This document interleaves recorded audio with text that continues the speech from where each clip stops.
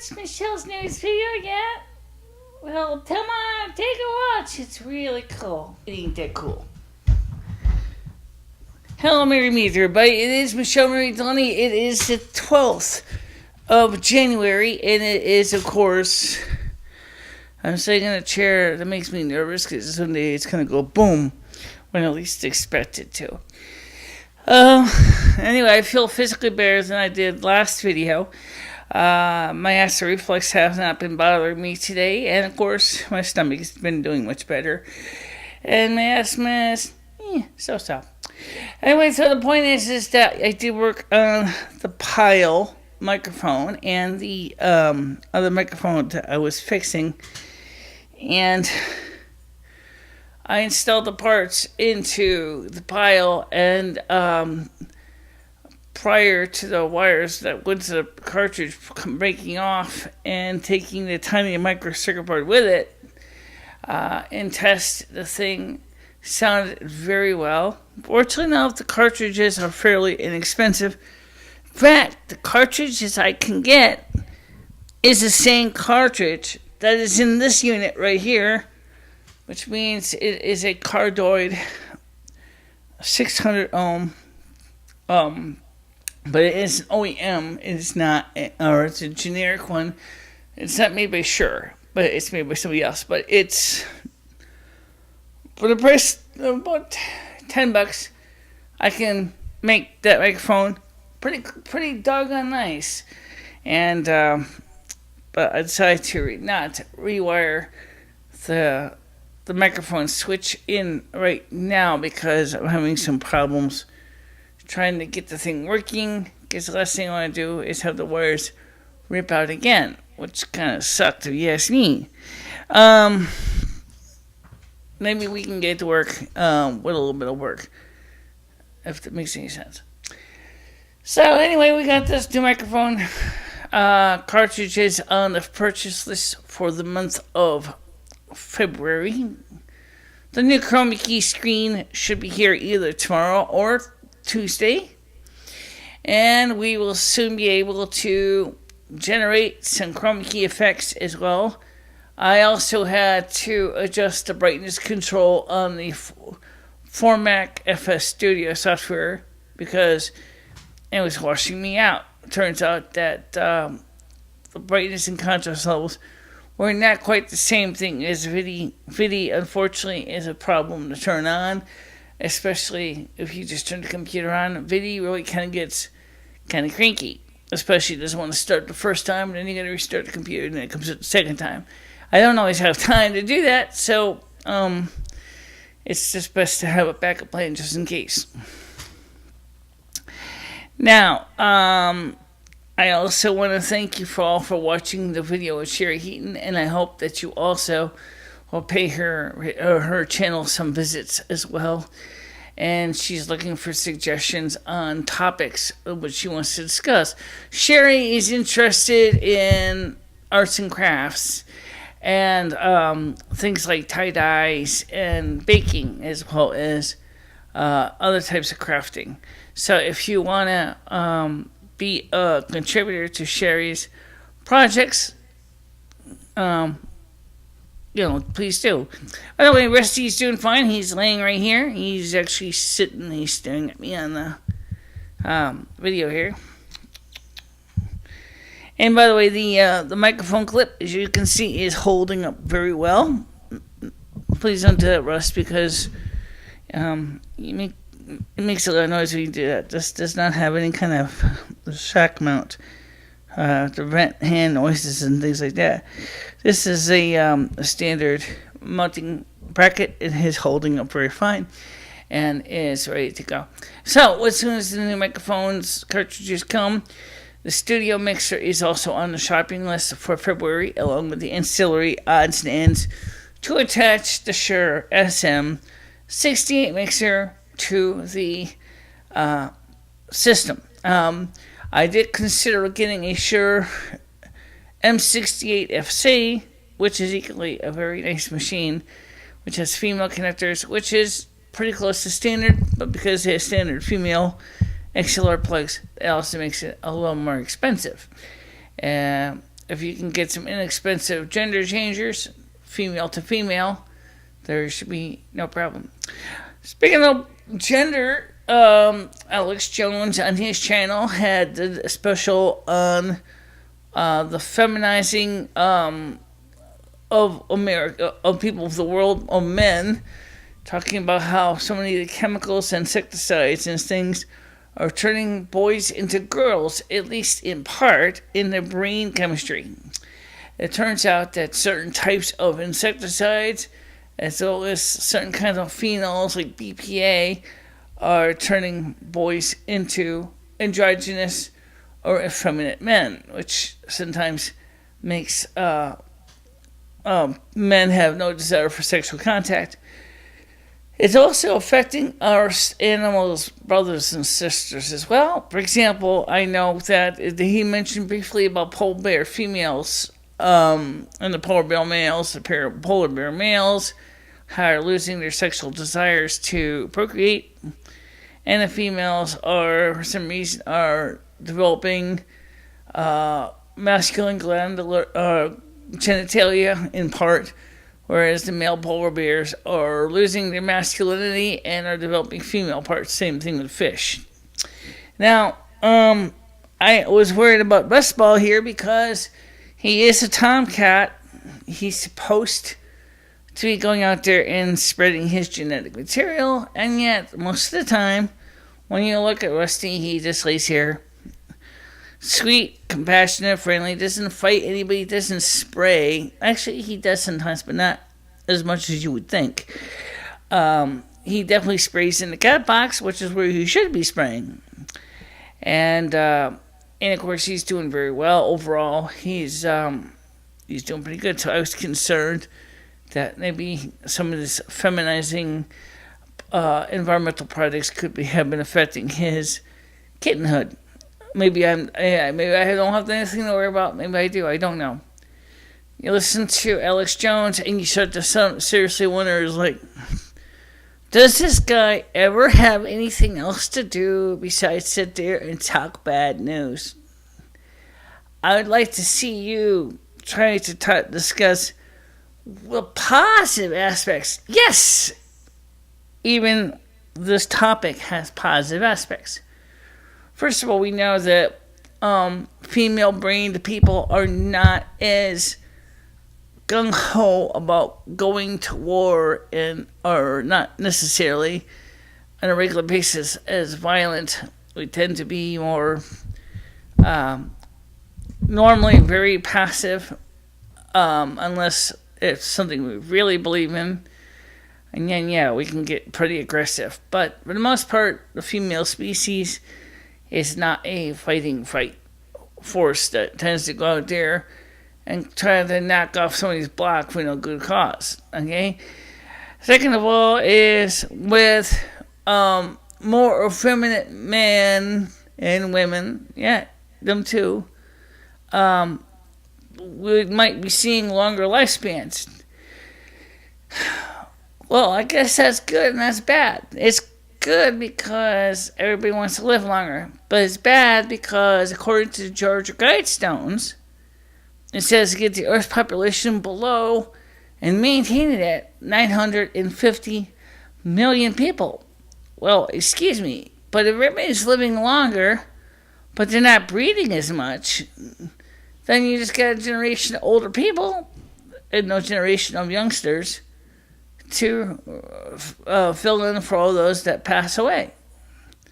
So I guess in a way that could be good too, but it's kind of a very lopsided thinking. Second of all, another thing about this type of attitude is with young men behaving like young ladies. Does that mean we're finally going to see better behavior kids? Unfortunately, no. If you ever seen women, especially when there's a cat fight, we can be just as brutal as, in fact, maybe just more so than the men, because our rapport is sometimes very cutting, and that causes a lot of emotional trauma to the person that we're trying to break down. So it's not really that great at all. But besides that, if you're going to try to get the population of the Earth down to 950 million people, I think you guys ought to consider this option. Why don't you try emasculizing everybody instead? That's right. Wipe out all the estrogen. Turn all the men into even meaner, badder brutes, and then basically give them a couple sharp clubs and start beating the schmucks out of everybody. I mean, there are some females that are very much into a masculine theme. If you gave them some, serious clubs with some serious spikes in it and told them that they can kill as many as they want, they probably would do it without even require being on camera for a reality show. On the other hand, the females that are not so aggressive, like myself, would probably end up being the first ones, and the aggressive ones would take down for the count. Because they can't. Because we have no way of fighting back. It's not our thing. I'm not a fighter. I'm more of a planner and a strategizer, and I try to look at the things as I see around me and try to make the best decisions. For example, the microphone situation. I paid $12 for that one part. And the testing on the bench worked excellent. The cartridge, I could see from the beginning, could be a problem. Sadly to say, I'm not disappointed. I just kind of wish that the cartridge didn't break, but well, that's life. So anyway, we got gonna finish fixing it up, and we're gonna put those microphones on the system here for interviews and things like that. The single microphone, the SM57, worked out great for me and Sherry's interview, which surprised me very much because it's sensitive enough that it could easily carry both of our voices and not be too soft for one and too loud for the other. Of course, it helped immensely that I also made sure to keep my voice at a certain level and not to overextend it and blow everybody's ears in. Now, tomorrow is the Soup Kitchen. Tomorrow is Monday morning. I will be there, of course. And I'd like to ask you one question real quick, people.